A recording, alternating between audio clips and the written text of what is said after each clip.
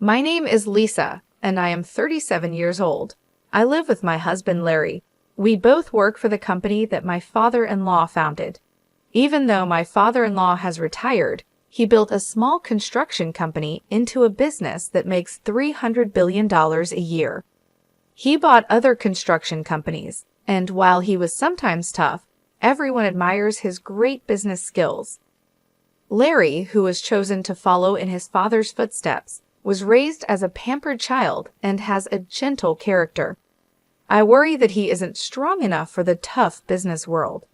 While being gentle might sound good, in reality, he is very indecisive. I have started to feel he isn't fit to be a husband, let alone a CEO. Larry has even admitted, "I'm not cut out to be a CEO. I'll probably just be a figurehead if I become one. It's easier for me that way." He shows no real intention of seriously taking over the company. We've been married for 10 years, and lately I've grown frustrated with his lack of initiative. In contrast to Larry, I consider myself to be quite decisive. It seems my father-in-law, during his active years, appreciated this about me and gave me various tasks to do. Before marrying Larry, I worked at a bank, so I am used to managing finances and always think about the numbers while working. When I got married, I quit my job at the bank and planned to become a full-time homemaker. However, my father-in-law asked me to work for the construction company instead. Shortly after I started working, my father-in-law began inviting me to participate in board meetings and asked for my opinion on management matters. At first, the board members seemed skeptical about including the founder's daughter-in-law in important meetings. But as I consistently provided useful insights, they started listening to my suggestions. Although Larry was also a board member, he rarely attended meetings, and this was accepted by the other board members and my father-in-law as normal. When I came home from a meeting one day, I found Larry casually watching TV. "Why didn't you attend today's meeting?" I asked angrily. "You're a key member. You should take it seriously." Without showing any guilt, he replied, "Even if I go, I don't really understand the discussions. Besides, the board members prefer you, so there's no problem, right?" I wondered if he was upset by my involvement in board meetings, though he made such remarks. My father-in-law has been teaching me the details of running the business and seems to be grooming me as a successor. I started enjoying being involved in management, and before I knew it, I was working hard to meet my father-in-law's expectations. About 3 years after I started attending meetings, my father-in-law retired completely. When there were major decisions to be made, the board members would consult me while Larry was sidelined. I had hoped that being in such a situation would push Larry to work harder, but instead, he became even more disengaged from his work. Although he would come to the office in the morning, he'd disappear somewhere by noon and just stay home for the rest of the day. When he saw me at home, he wouldn't talk about work at all, seeming indifferent to the company's affairs. Meanwhile, my workload at the company was increasing, and I was getting busier. After my father-in-law's retirement, the board members relied on me more and more, and I was given duties similar to a CEO's. Given that we're a large company with many employees, I've been committed to increasing sales and profit for the sake of our workers. With the hard work of our employees, our sales began to grow. I found running the company more interesting and became more engrossed in my work. Conversely, my husband Larry seemed to be losing interest in his work, and his appearances at the company began to diminish. The conversation between us at home had lessened, and our relationship began to become tense. "I ran into your sister Nancy today, and we had lunch together," Larry said when he came home. My sister Nancy is 3 years older than me and had just divorced about 4 months ago. The cause of her divorce was infidelity on her part, which led to a big commotion when her enraged husband stormed into our parents' home. My husband Larry went to my parents' house to calm down Nancy's husband in my place since I was busy with work. Larry, who had a gentle upbringing and a calming personality, managed to convince Nancy's raging husband to leave for the time being. Later, Nancy told me, "Your husband is really something. He handled my raging husband so effortlessly." She praised Larry. Nancy's husband, in his anger, must have been disarmed by Larry's calm and easygoing demeanor. Nancy was able to divorce her husband after paying alimony, but since this incident, she seemed to look at Larry differently. Until then, she seemed to have thought of Larry, who was not particularly attractive and is indecisive, as just a rich, pampered son. But after the incident, she seemed to believe he was a respectable business owner. Nancy, now single after her divorce, probably saw Larry as a great catch, as she always loved wealthy men. But I, who was engrossed in work, could not imagine such a thing. Of course, my sister wouldn't have known that Larry is just a nominal executive who doesn't actually manage the company. Nancy's ex-husband was an elite employee of a foreign company and bragged to me at their wedding, "My husband is an excellent employee with a high salary, and on top of that, he's handsome. You're jealous, aren't you?" Her ex-husband was handsome, smart, and carried a stylish vibe. I couldn't understand why she would cheat on such a wonderful husband. 5 months after hearing from Larry that he had lunch with Nancy, I returned home to find Larry unusually serious. "Lisa, I have something to discuss," he said. It was the first time I had heard such words from him, and I had a bad feeling. With my heart pounding, I waited for him to speak. "Actually, Nancy is pregnant with my child, and I want a divorce," he said. I was shocked by the request for a divorce, but even more surprised to hear that Nancy was pregnant. At a loss for words, Larry continued, "Nancy is planning to come over on our next date off to discuss this. So I'm counting on you," he said. I was stunned. I asked him, "So you want to marry my sister?" With a troubled look, Larry responded, "It's not that I want to marry her, but if she's having my baby, I guess I have no choice." I sighed at Larry's typical indecisiveness and replied, "Well, if she's carrying your baby, I suppose it can't be helped. Let's discuss this when she comes over." It seemed like my husband, and I couldn't make any decisions together, so I decided to meet directly with my sister to figure things out.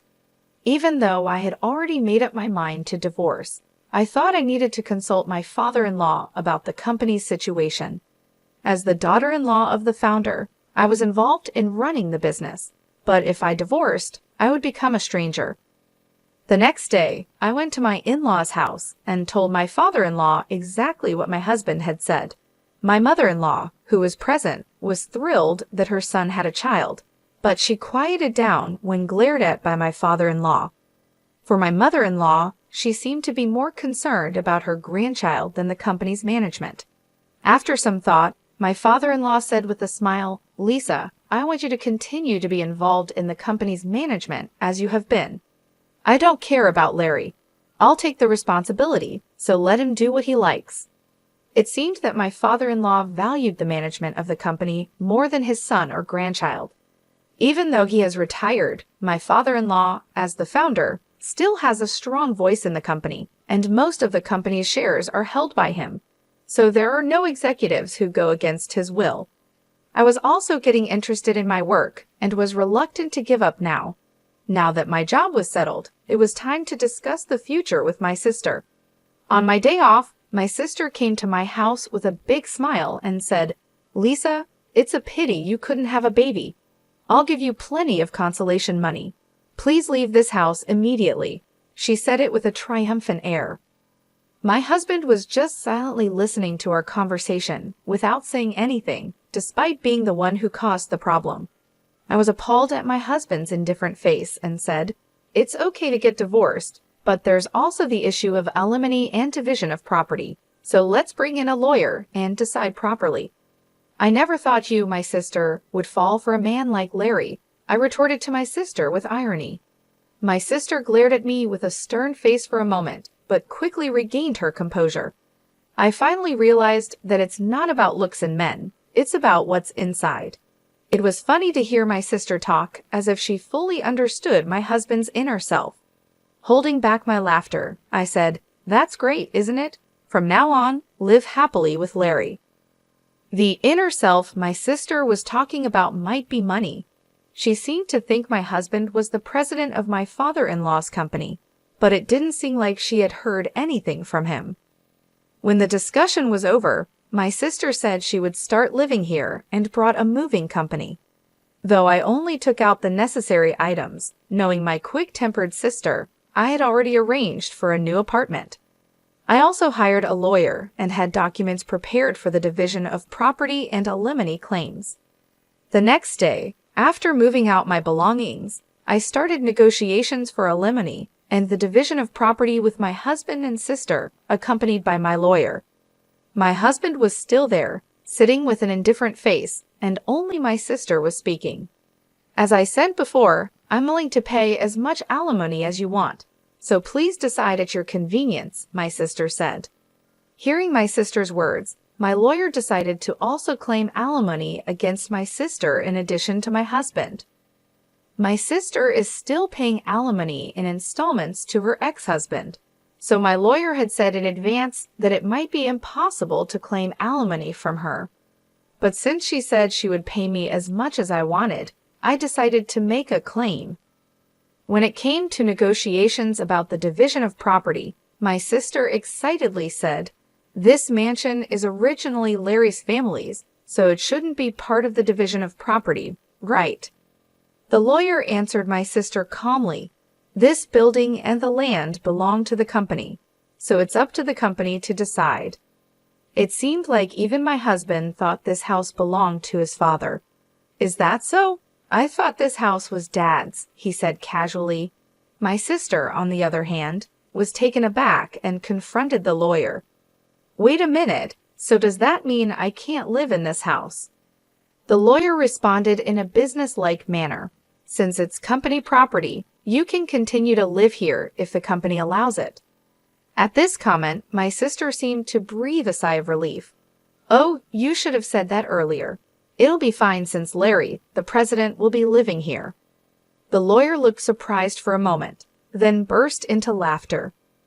"What are you talking about? Lisa is the president, not Larry." Looking at my sister, who planned to remarry my husband, but didn't even know this, made me laugh. She immediately turned to my husband and yelled, "Huh, Larry, you're not the president." I stepped in for my husband, who looked troubled, and explained to my sister, "Larry is merely an advisor without any executive rights. I'm an executive director, and I was also made president. Our father-in-law, the founder, had always been the president, but when he retired, he made me an executive director and president." The other executives appreciated my performance, and there was no opposition. On the other hand, my husband, thanks to his father's arrangement, was receiving an executive salary as an advisor without executive rights. It's more of a pity than being a mere employee. Even though it's called an executive salary, since he wasn't really doing any work, it was less than what an ordinary employee would get. So I was bearing all the living expenses.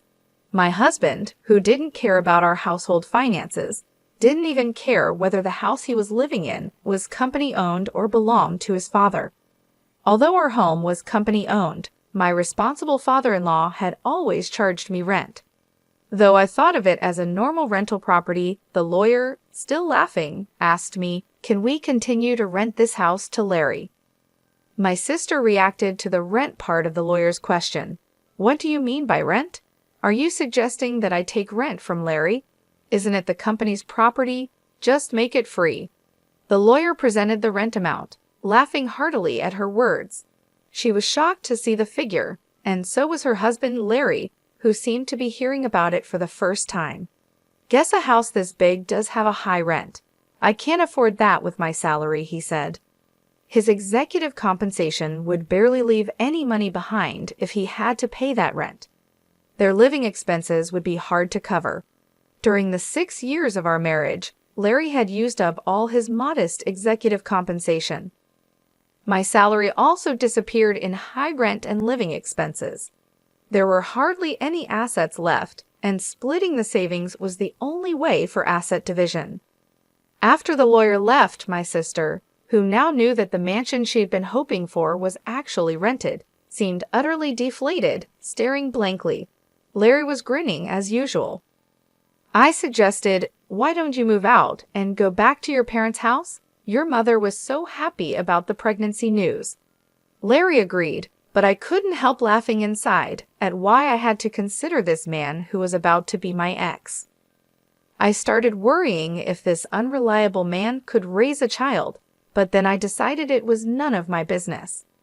I asked my sister, who seemed to have forgotten about her own alimony, "Are you okay with the alimony payment, sis? You seemed pretty confident, but you're also paying your ex-husband, right?" She was stunned to hear this, her face suddenly snapping back to reality. "Alimony? I have to pay it too?" she asked, astonished, seemingly having heard nothing of the discussion earlier. "You said, 'I'll give plenty of alimony,' but you weren't expecting me to pay it, right?" "My salary is really low," she continued. Larry and my sister exchanged surprised glances. Watching these two made me want to burst into laughter. I had already obtained signatures on the divorce papers and alimony request documents. It didn't matter to me, but seeing Larry and my sister like this was pathetic. My ex-husband, who had remarried my sister, had returned to his parents' home just as I had warned. But there seemed to be constant quarrels between my sister and my in-laws. The main cause of the conflict was the lie about my sister being pregnant with my ex-husband's child. His mother, who was hoping for a grandchild, was extremely angry. My father-in-law, who had disliked my sister for stealing his son from me from the very beginning, hadn't even spoken to her. He fronted the alimony for Larry, and I was paid in full. But my sister, seeing this, pleaded with him, "Dad, could you please pay my alimony as well?" To this, my father-in-law responded, "I have no reason to be called Dad by you." He was fuming. Not being able to obtain anything she had hoped for, my sister ran away from my ex-husband's family home without a word and went missing. She had practically remarried my ex-husband just to bear the burden of alimony, which was utterly foolish. My ex-husband seemed to consider getting back with me, but his father scolded him. "You're the kind of man who should never even think about having a family. You can't even take care of yourself properly." As I watched all this unfold, I reflected on how things had gotten to this point. When Larry first agreed to go back to his parents' house, I knew it was for the best. His mother was thrilled about the baby, but I couldn't shake the feeling that Larry was completely unprepared for the responsibilities of parenthood. His indifferent attitude throughout our marriage hadn't changed, and I doubted it ever would. Seeing my sister's shock when she realized she had to pay alimony was almost comical. She had been so confident, but she clearly hadn't thought things through. Her financial situation was already strained, and adding more payments would only make it worse. I wondered how she could be so naive. The negotiations for alimony and the division of property were surprisingly straightforward. My lawyer was thorough and ensured that everything was handled fairly. Larry and my sister, however, seemed lost and overwhelmed by the process. They exchanged glances of surprise and confusion, making it clear that they hadn't fully grasped the reality of their situation. Moving out of the house was a significant step for me. I had already found a new apartment and made arrangements to start fresh. The house, which I had once thought of as a home, now felt like a burden lifted off my shoulders. It was company property anyway, so leaving it behind felt like shedding the last remnants of my life with Larry. After I moved out, the tension between my sister and my in-laws only grew. The lie about her being pregnant with my ex-husband's child had caused a rift that couldn't be mended. My father-in-law, who had never approved of my sister, was especially vocal in his disapproval. He had always seen her as someone who had disrupted our family, and this latest deception only confirmed his worst fears. My sister's plea for my father-in-law to pay her alimony was met with cold rejection. "I have no reason to be called Dad by you," he said, his anger evident. Her dreams of a carefree life supported by my ex-husband's family crumbled, and she found herself without the support she had expected. Eventually, my sister ran away from my ex-husband's family home without a word. She vanished, leaving behind the chaos she had created. Her attempt to remarry my ex-husband and secure financial stability had backfired spectacularly. She had only succeeded in creating more problems for herself and those around her. My ex-husband, realizing the mess he was in, seemed to consider getting back with me. But his father, ever the voice of reason, scolded him harshly. "You're the kind of man who should never even think about having a family. You can't even take care of yourself properly," he said. In the end, I moved on from the whole ordeal. I focused on my work and my new life, leaving behind the drama that had consumed my marriage. It was clear that Larry and my sister had their own paths to navigate, and I was no longer a part of their tangled lives. The experience had taught me a lot about trust, responsibility, and the importance of making decisions for oneself. I would never get back with my ex-husband, even if he begged me. I stopped believing in him when he cheated on me with my sister, and I was disgusted by his indifferent attitude during our discussions. He was fired from his executive position and is now working as a temporary employee. The way he behaved during our marriage and after the affair showed me that he was not someone I could rely on or trust. His lack of commitment to our relationship and the company made it clear that he wasn't suited for the responsibilities he had. Seeing him now, reduced from an executive to a temporary employee, only reinforces my decision to move on without him. I've continued being the CEO, which is the most important thing in my life. Running the company gives me a sense of purpose and fulfillment. It keeps me focused and motivated, and I take pride in the work I do. Every day, I strive to make the company better for the sake of our employees and their families. My role as CEO has become central to my identity, and I can't imagine giving it up. I don't even think about remarrying after the breakup. The idea of starting a new relationship doesn't appeal to me right now. I've been through too much emotional turmoil to even consider it. Instead, I want to focus on myself and my career. There's a lot I want to achieve, and I don't want any distractions. I've kept in touch with my father-in-law and get advice from him when needed. He's been a great support through all of this, and his experience and wisdom are invaluable. Whenever I face a difficult decision or need guidance, I can count on him to provide insightful advice. Our relationship has grown stronger, and I appreciate having him as a mentor. For now, I want to focus on the company and think of it as being married to it for the sake of my employees. My commitment to the company is like a marriage. It requires dedication, hard work, and passion. I want to ensure that the business continues to thrive and that our employees have job security and a stable future. Their well-being is important to me, and I take my responsibilities as CEO very seriously. This journey has taught me a lot about resilience and the importance of staying true to oneself. Despite the personal challenges I've faced, I've managed to keep the company on a steady path and even achieve growth.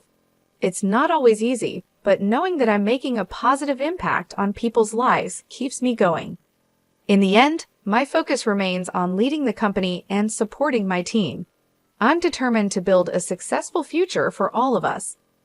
While my personal life has had its ups and downs, my professional life gives me stability and a sense of accomplishment. This is where I find my strength and motivation, and it's where I choose to direct my energy for the foreseeable future.